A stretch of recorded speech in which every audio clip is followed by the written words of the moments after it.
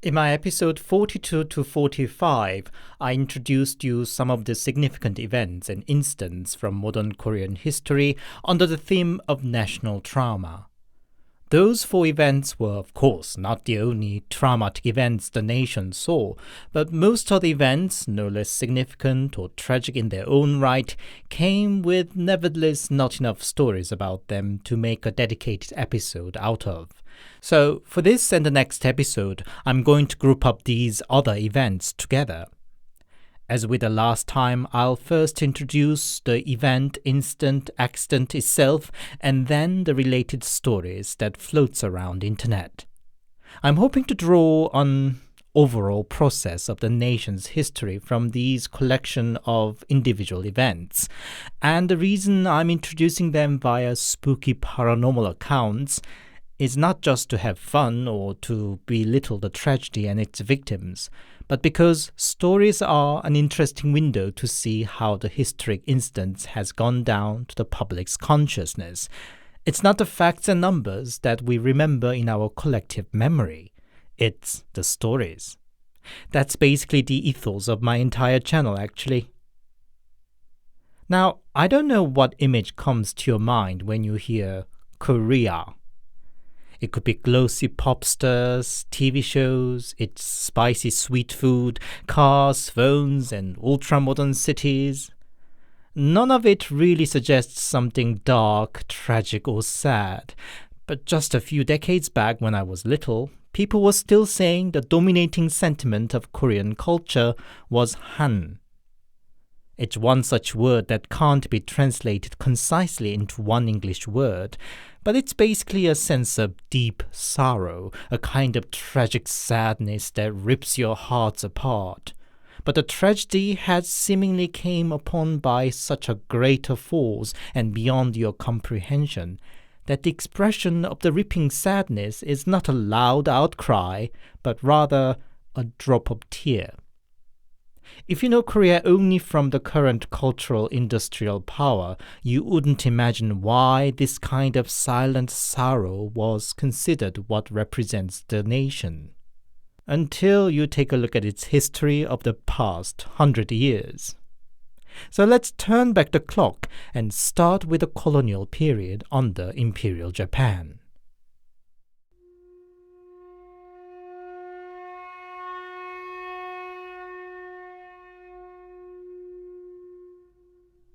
Kingdom of Joseon, and briefly Korean Empire for the last decade of its life, was annexed by Japan in 1910 and remained its colony until 1945 when Japan surrendered to the ally. The ruthlessness of Japanese rule was well noted even by observers from other colonial powers. It reached its brutal peak once the World War II began. The whole country went under military rule. Korean language was banned in schools and official occasions. Korean people were forced to change their names to Japanese way, and the country was actively exploited for its resources, produce, and above all, its people. As hard laborers, cannon fodder, and in case of women, sex slaves. The most traumatic memories of the colonial time is definitely dominated by those from the last decade. Not every Korean were resistance or independent activists, but fierce movement against Japan carried on throughout the colonial period.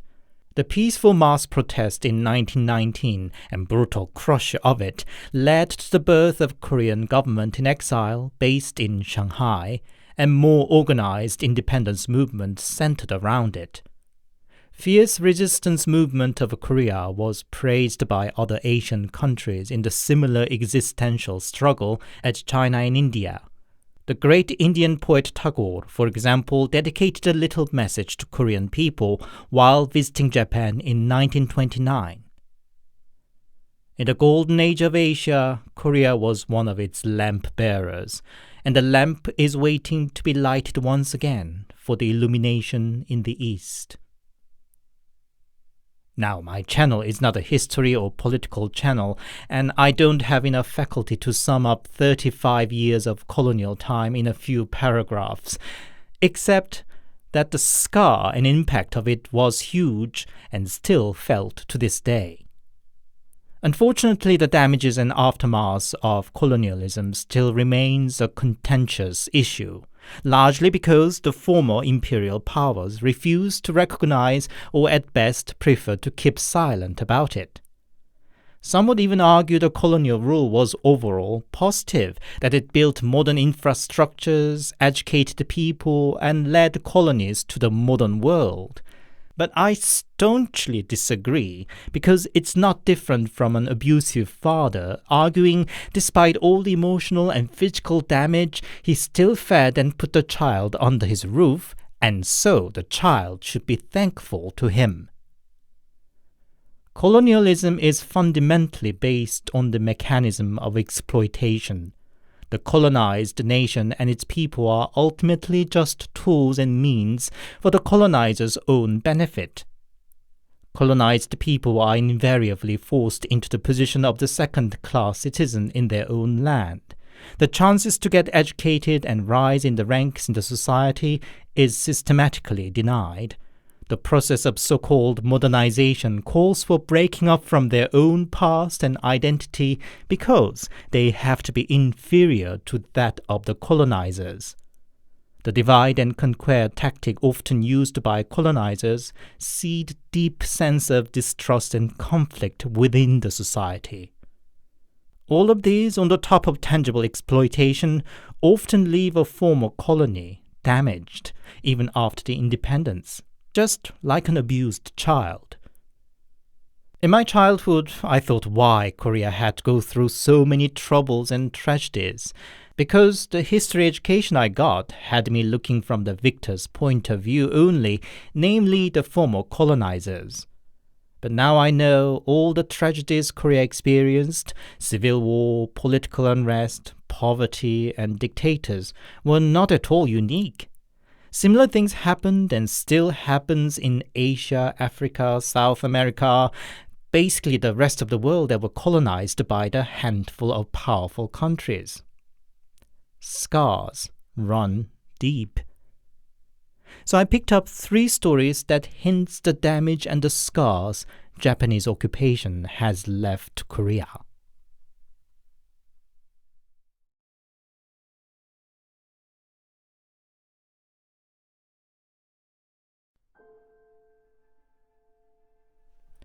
Two years ago, I was aiming to become an army officer. Physical fitness test was a big part of the process, so I started jogging up the little mountain nearby every evening. Since I wasn't familiar with the mountain, I stuck to the main trail for the first month, but I found that way a bit too steep, and into the second month I found a potential alternative route hidden behind residential houses. It was barely a trail, narrow and overgrown, but I thought there was nothing to lose to give it a try. But I quickly learned it was pitch dark, not even with as sparse street lamps as on the main trail. I turned on the flashlight on my phone and pushed on, but it was even steeper than the other way. Halfway up, I was already going out of breath. Then I thought I saw a figure ahead and instinctively shined a light towards it. It was a young boy, 9 or 10 years old looking. He frowned, blocking the light with his hands. "Oh, I'm sorry, didn't mean to blind you." I apologized and lowered the light. "Are you going up?" the boy said. "Yeah, I'm trying to get fit, you see," I said. "I see. Aren't you afraid of centipedes? There are a ton of them here." Haha, cute, I thought. "Yeah, I know. I've been coming here every day for a month and saw a lot of them. By the way, what are you doing here in the dark? Are you alone?" The boy pointed up the mountain without looking and said, "There are my parents." "I see. Well, you should stick around them. It's too dangerous in the dark." "I'm thirsty. Can I have a sip from your bottle?" Boy said, grabbing my wrist. Okay, of course." Boy must have been really thirsty indeed. He took several big gulps of water and then just stared at me. What's up? Nothing. You see, just go further up and turn right and you'll find the right way. And you shouldn't come back here again, ever. What? Why? I must go now. Goodbye, said the boy and went down the trail. I just continued my way up and soon faced a fence. Looking over the fence, I realized it was still near the beginning of the main trail.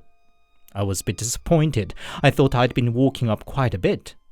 Maybe the boy knew it already, and so he told me not to come back. I climbed over the fence and went for the usual route.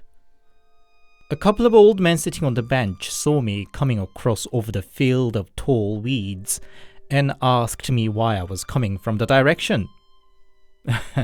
I thought that might be a shortcut to the mountain, I said. So I've been telling that they should fence off the way completely. Take the main trail next time on, said the old man. That reminded what the boy said earlier once again, and I asked why that way was blocked. That route is haunted. They'll trick you and make you wander round and round in this small mountain. I first just thought it must be a village myth from their generation, but he added more backstory. That back in the colonial time and towards the end of the World War II, some young village men and women ran away and hid themselves in the mountain to escape from Japanese soldiers. Rumors were rampant that they would drag people away, men for hard labor and women for so-called comfort women, basically sex slavery. But in that small mountain, it didn't take long before they were found. Those who resisted the soldiers were killed and their bodies were set on fire. And ever since, that old trail was said to be haunted by the souls of the murdered. They seemed to think anybody entering the mountain as Japanese soldiers and would lure them around to make them lose their way. Eventually, the fence was built to close the trail, and people erected a small Buddhist temple at the foot of the mountain too, for a good measure, to comfort the wandering soul. It is named Wantongsa, the temple for the resentfuls.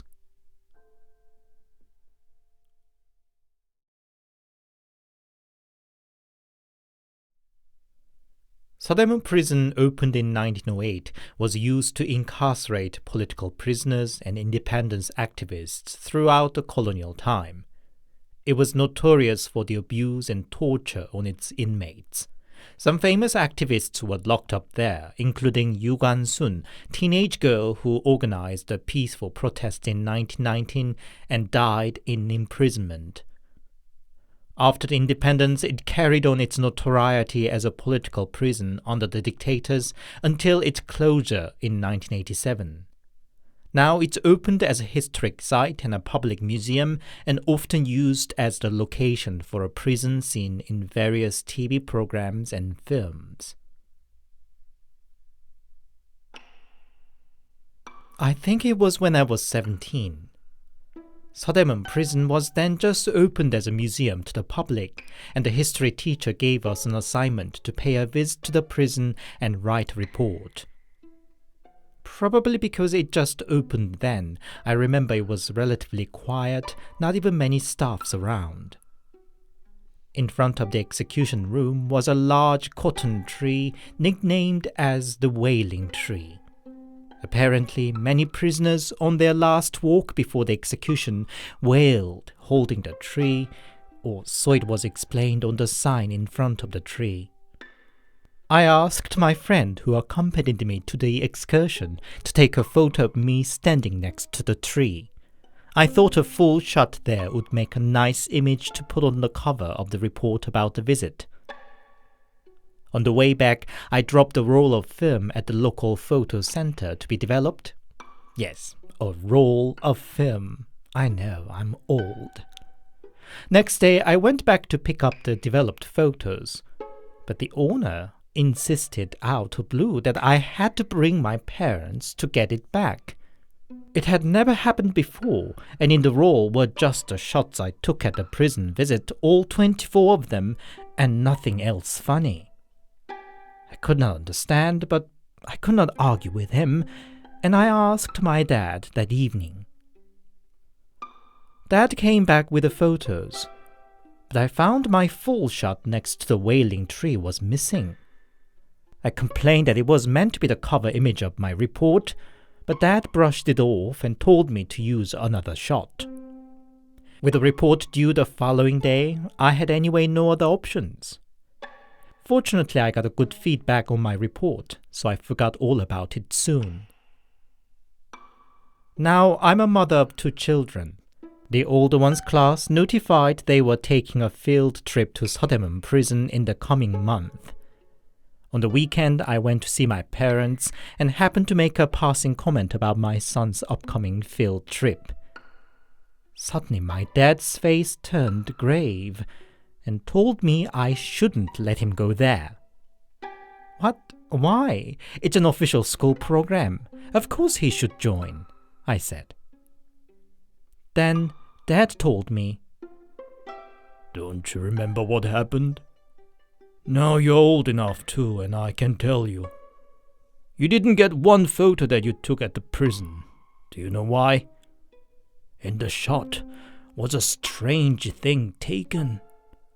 Between the tree branches was a man in a white prison uniform with a long mop of hair. The owner of the photo center didn't want to show it to the young girl that you were, so insisted to bring a parent in. I burnt the photo, but was anxious for days on if that thing didn't follow you behind. I don't want my grandson going through anything such again." So I made my son skip the field trip, and neither my dad nor I have ever brought back the story again.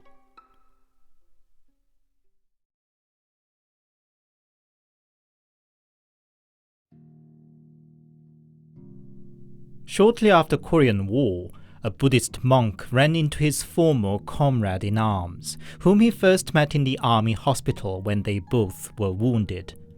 They were from the same hometown and quickly became friends, but lost contact since the war ended. The comrade invited the monk back to his place because the night would be too short to catch up. Upon arrival, the monk saw his friend's wife washing clothes, and he noticed the stone she was using to wash her clothes on was not a usual washing stone, but looked like it would have been once a stone pillar of a sort.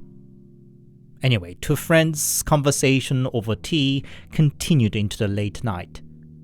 The monk then had to pee and came out to use the toilet outside, and only then realized all the stones used around the house were the same kind of stone he saw as a washing stone earlier, cut in sharp cuboid shape.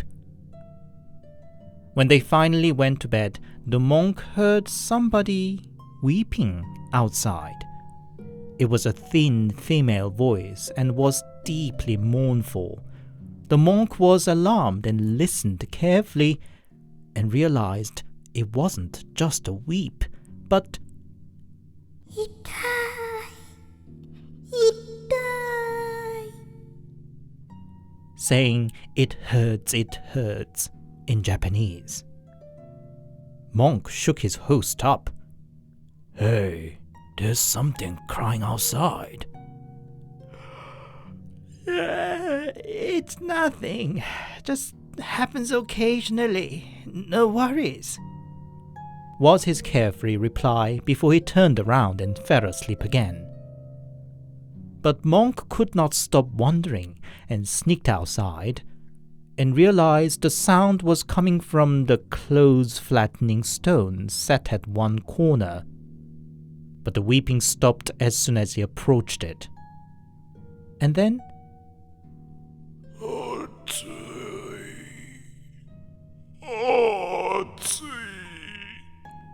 This time another voice was saying in the kitchen, meaning hot in Japanese.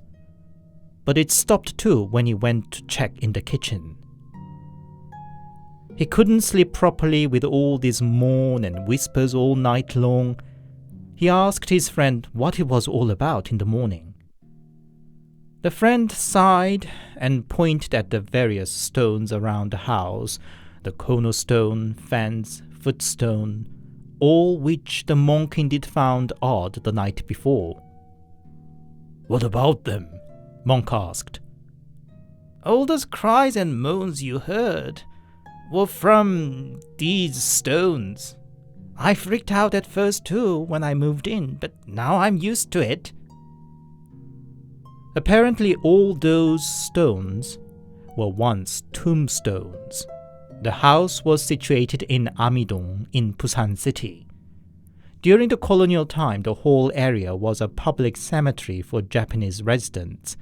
It was deserted as Japanese fled after World War II, and during Korean War, as Busan's population exploded with refugees, it was spontaneously taken over as a refugee camp site. In the time of desperate need and shortage, people started taking tombstones for various purposes, and they eventually turned into building materials after the war. "But how can you live in such a place?" Monk said. "What else could I do? It was a miracle to find a place to live in at all after the war," his friend said. "Nevertheless, you should find a different place." "Well, they don't seem to be doing any harm, and in any case, it's the same situation in the whole neighborhood." This story is based on the true history of Pisokmal, literally Tombstone Village in Amidong, Busan City. You can still see some foundation stones of houses and steps made with old tombstones there, testifying the complex historic chapters of the country. Old residents would recount they occasionally saw ghostly figures in Japanese outfit in the dark alleys of the village, and they still perform a memorial ritual for the souls of the lost tombs annually.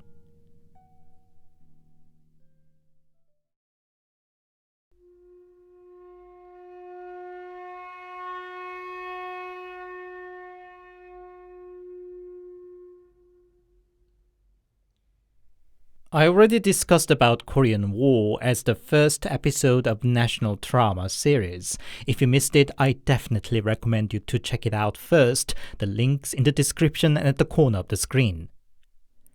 Many people are so used to North and South Korea and forget they were one country up until 1948.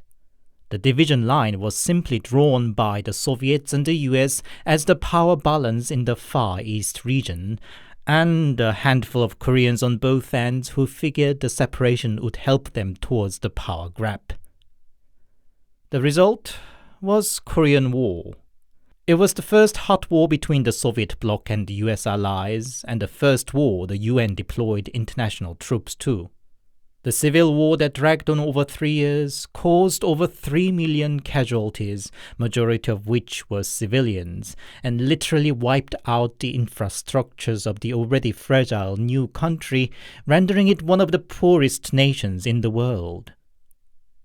The sheer human tragedy the war created is beyond description. Even today, with the first generation of the war mostly passed away, there are still so many stories and rumors about certain places having been the scene of major battle, casualty, or mass grave of Korean War, and thus haunted. And so, I found a couple more worthy stories to tell about Korean War.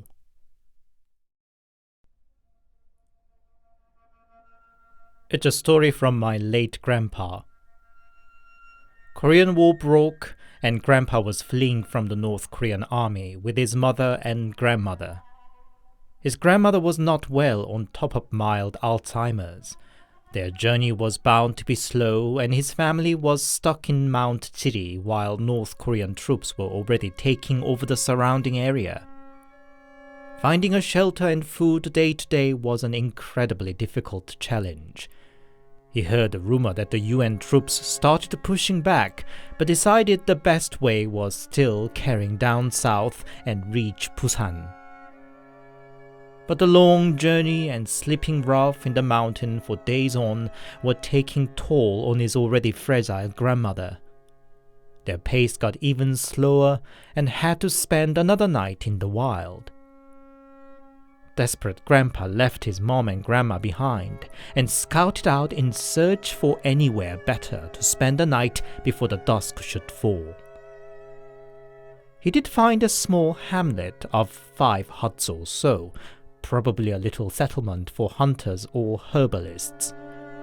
But that'd be already infinitely better than another night out in the element.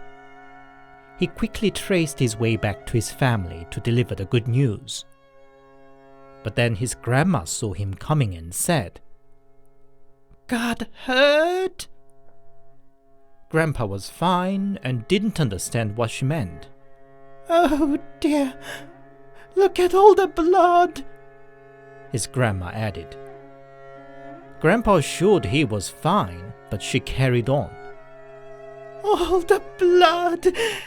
How could they do such a thing? Cutting arms and legs! Not even humans!" "But Grandma, look! I have all my arms and legs," Grandpa said. "Not you! I'm talking about the guy on your back," his grandma said. He was naturally baffled. Her Alzheimer must be getting worse. "Are you gone blind? He's got no arms and legs and hanging on to you by biting on your hair." Grandpa got goosebumps because he'd been indeed feeling strange pain at the back of his head ever since he discovered the hamlet, like somebody was pulling his hair. But he couldn't be indulging in that kind of thought. "There's nothing, Grandma. Look, I found a hamlet not far from here. We can spend tonight there." But his grandma flipped. "I'm not going there. I'm not going there." "Come on, Grandma. Another night in the wild might kill you. Let's go." "I said I'm not going. That guy's telling us not to go." The argument carried on for a good 10 minutes, but Grandpa could not change her mind, and in the end they slept rough that night. Shortly before the dawn, Grandpa was alerted by a rustling noise. He peeped around carefully and found 3 North Korean soldiers passing by. Fortunately, they were taking the direction away from where he was. He quietly waited a good 10 minutes after they disappeared, woke his family up, and hurried their way down with his grandma on his back. The route took them by the hamlet he had discovered earlier. Grandpa thought at least to get some food from there. But it was so silent. People there might have all fled the war too, he wondered. He checked the kitchen of the biggest hut in the hamlet, and there was a sign of recent fire in the hearth. His search for food led him to the back of the house, and there he found people, all dead, with their arms and legs cut off, about 5 of them. After the initial shock, he was reminded of what his grandma said the previous evening. What she said was all true then. He rushed back to family to escape from there as quickly as possible. But seeing him running, his grandma said once again, "There are even more this time." "What, Grandma? What do you see?" "What are all those people hanging on to you? Why are they all limbless?" Grandpa's knee gave in. He dropped on the ground. His grandma carried on regardless. Hey, let my boy go. Why are you all biting on his arms and legs? It'd hurt him. Let go of my boy, said she, hitting and brushing Grandpa's arms and legs. She carried on shouting and rubbing him off while Grandpa was just dumbfounded. Gosh, they're gone now. Are you all right? Didn't they hurt you? Grandpa picked her up and hurried their way. His legs were shaking, but the sheer desperation to get out of there pushed him all the way down the mountain. He and his family subsequently arrived Busan alive and well, but my grandpa still shuddered whenever he recounted this story to us, and would end his story with, "If it were not for your great-grandmother."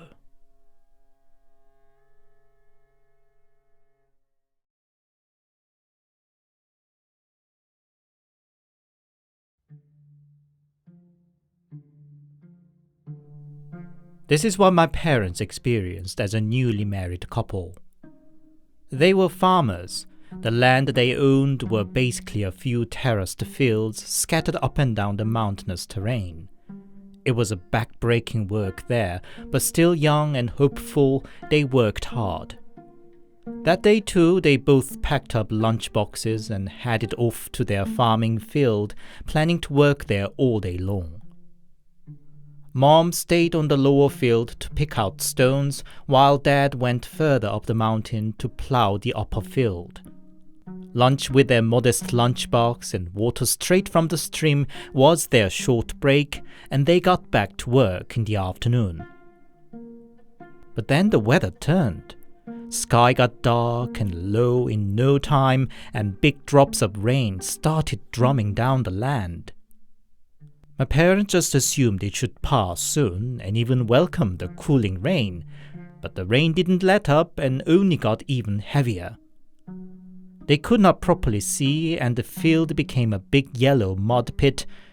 Mom called out Dad from the lower field. "Honey, we'd better go home." But instead of Dad's reply, she heard a group of people murmuring. It seemed coming from the forest in the mountain, voices of men and women, then marching steps, people shouting and commanding in military fashion, and even sound of shooting. Mom got scared and started running down the road. Dad soon caught up with her, running down with ashen face. "Go, go, go!" he shouted. Mom didn't dare asking what was going on, and they ran all the way down to their home. Only then Dad recounted what he saw. From the forest, soldiers appeared, carrying their rifles forward. There was a small army base nearby, and Dad first thought they were on training. He casually said hello, but they moved on without as much replying. Soon more soldiers appeared from the forest, and some of them were in tattered North Korean army uniform. Many were injured, some without an arm or a leg, some limping, and all of them deathly pale. Apparently there was a major battle in that mountain during the Korean War, and such apparition is not unheard of comes summer season.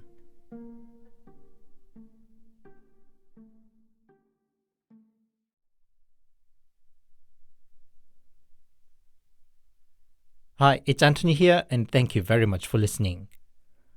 My channel being basically a horror storytelling channel, I'm slightly worried if an episode like today's isn't stretching it too far and results in a half-baked history lesson. Let me know what you think, or perhaps reserve your criticism till next week, because I'm going to go through more traumatic events and related stories next week, and perhaps my intention may become clearer with it. If my episode triggered your interest about the colonial time of Korea and Korean War, I recommend you to check out the recent TV series Pachinko and 2004 film 태극기. Fictional dramas are fictions, of course, but can be an effective way to feel the historic event of a strange country more tangible. If you enjoyed my work, please leave it a like and a comment, and please consider subscribing to my channel to beat the YouTube algorithm and grow the channel. If you'd like to support me more directly, I also have a Buy Me a Coffee account. The link's in the description. Buy Me a Coffee supporters will get an access to my new videos a week before others. I'll come back next Sunday. Stay safe and take care.